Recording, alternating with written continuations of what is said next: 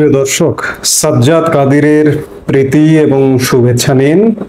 এই মুহূর্তে আপনাদের সামনে কথা বলতে এসেছি ভয়ঙ্কর পরিস্থিতিতে দেশ, সেনাবাহিনী আর কতটা ধৈর্য ধরবে, এই প্রসঙ্গটি নিয়ে আপনাদের সামনে কথা বলবো। ভয়ঙ্কর পরিস্থিতিতে যে দেশ হুমকির মুখে, আসলে ভয়ঙ্করের চেয়ে বলা দরকার যে দেশ এক চরম হুমকির মুখে। আমি গতকালকের এক ভিডিওতে বলেছি যে বাংলাদেশের সমস্ত বাহিনী ধ্বংস করে ফেলানো হয়েছে, এখন সেনাবাহিনীটাকেও ধ্বংস করবার একটি পায়তারা চলছে। এই পায়তারেরই একটা রিহার্সেল হয়ে গেল যদি বলেন যে গতকালকে প্রেস ক্লাবে। এই প্রেস ক্লাবের ঘটনাটি ঢাকা ক্যান্টনমেন্টের প্রবেশ মুখ জাহাঙ্গীর গেটে ঘটাতে চেয়েছিল বরখাস্তকৃত সেনা সদস্যরা। তারা সেটি প্রেস ক্লাবে করেছে।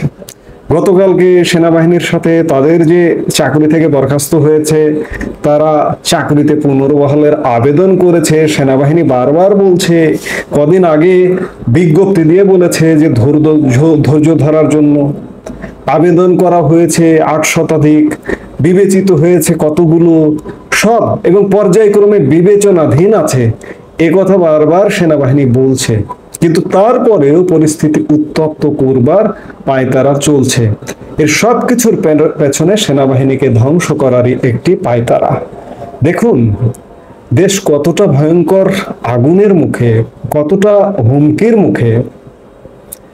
এই মুহূর্তে মিলিটারি ট্রেনিং প্রাপ্ত কিংবা প্যারামিলিটারি ট্রেনিং প্রাপ্ত, সশস্ত্র ট্রেনিং প্রাপ্ত একটা বিপুল জনগোষ্ঠী কোনো কিছু সরকারের এবং সরকার কারো ধরাছোঁয়ার মধ্যে নেই, ধরাছোঁয়ার বাইরে।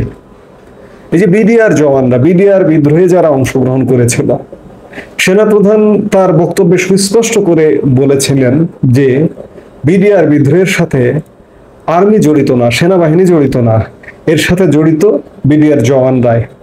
তারপরেও বিডিআর জওয়ানদের কিন্তু একের পর এক মুক্তি দিয়ে ছেড়ে দেওয়া হয়েছে।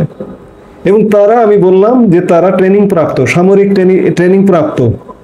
আবার আর্মি একটা শৃঙ্খলা বাহিনী, আর্মি থেকে বিভিন্ন সময়ে চাকরি থেকে নৈতিক স্খলনজনিত কারণে চাকরি থেকে এদেরকে বরখাস্ত করা হয়েছে। কেউ যদি বলে যে আওয়ামী লীগের আমলে দলীয়করণের কারণে, দলীয় বিবেচনায় এদেরকে বরখাস্ত করা হয়েছে, এটি বানোয়াট, মিথ্যে, ভিত্তিহীন কথা বলছে। সেনাবাহিনী, সামরিক বাহিনী এমন একটা বাহিনী, এটি একটি শৃঙ্খলা বাহিনী। এই বাহিনীতে শৃঙ্খলা পরিপন্থী কাজ করলে ছাড় নেই, সাথে সাথে বরখাস্ত করা হয়।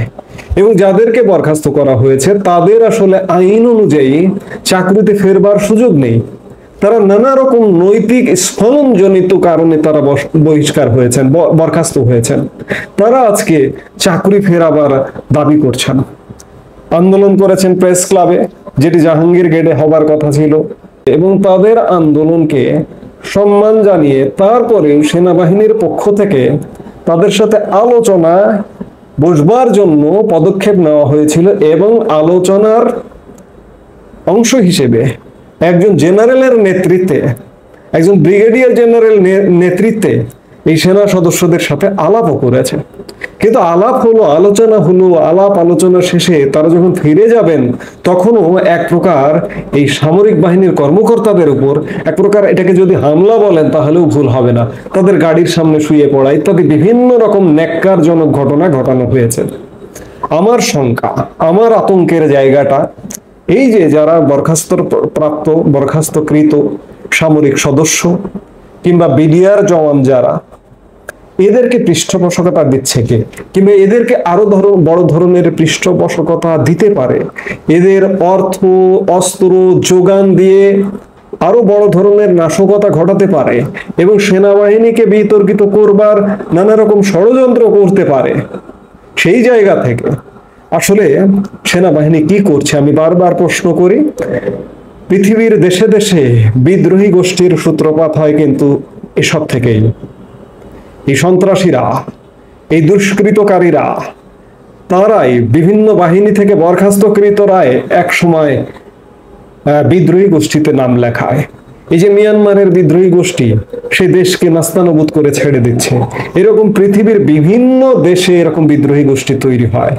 আমি শঙ্কিত, আমি ভীত, সন্ত্রস্ত যে এই যে সশস্ত্র ট্রেনিং প্রাপ্ত এদেরকে কেউ কেউ নষ্ট কাজের অ্যাসেট মনে করতে পারে, এদের পেছনে অর্থ ঢালতে পারে, এই যে এদের পেছনে অস্ত্র ঢালতে পারে, ঢেলে এদেরকে বিদ্রোহী গোষ্ঠীতে রূপান্তর করতে পারে এবং সেনাবাহিনীর প্রতিপক্ষ হয়ে দাঁড়িয়ে যেতে পারে তাদের অন্যায় আবদার মেটানোর ক্ষেত্রে।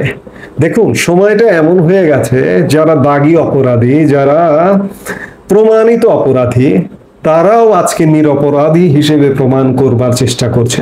আমি কদিন আগে এক ভিডিওতে দেখলাম, করোনা কালে করোনা সার্টিফিকেট কেলেঙ্কারি করেছিলেন এমন একজন ব্যক্তির নামও নিতে চাই না, শাহেদ, আপনারা সবাই জানেন। সেই শাহেদও ভিডিওতে এসে বলছে যে তিনি নিরপরাধ, নিষ্পাপ, তাকে অন্যায়ভাবে ফাঁসানো হয়েছে। এখন সময়টা কিন্তু এমন, এখন নিরীহ সাধারণ মানুষ, ভালো মানুষ, তাদেরকে অপরাধী হিসেবে ট্রিট করা হচ্ছে, আর সন্ত্রাসীদের স্বর্গরাজ্য পরিণত হয়েছে।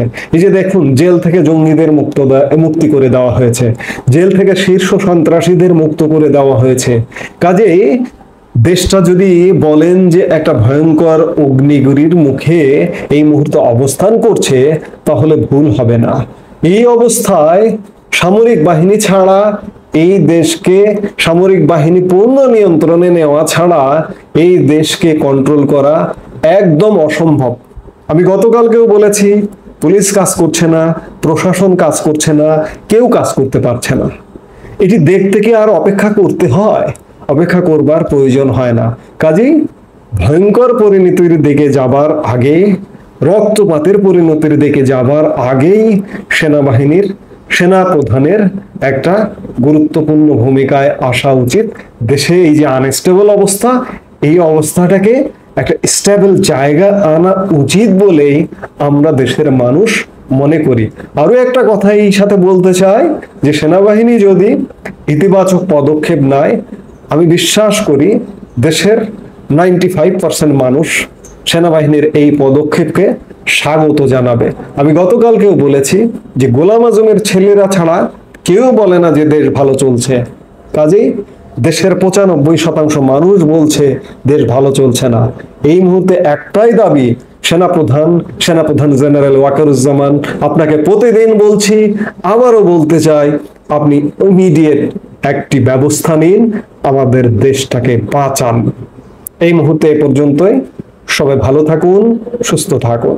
আমাদের ভিডিওগুলো নিয়মিত পেতে সাবস্ক্রাইব করুন Sajjad Kadir and the legends YouTube channel এবং লাইক, কমেন্ট, শেয়ার করে সাথে থাকুন।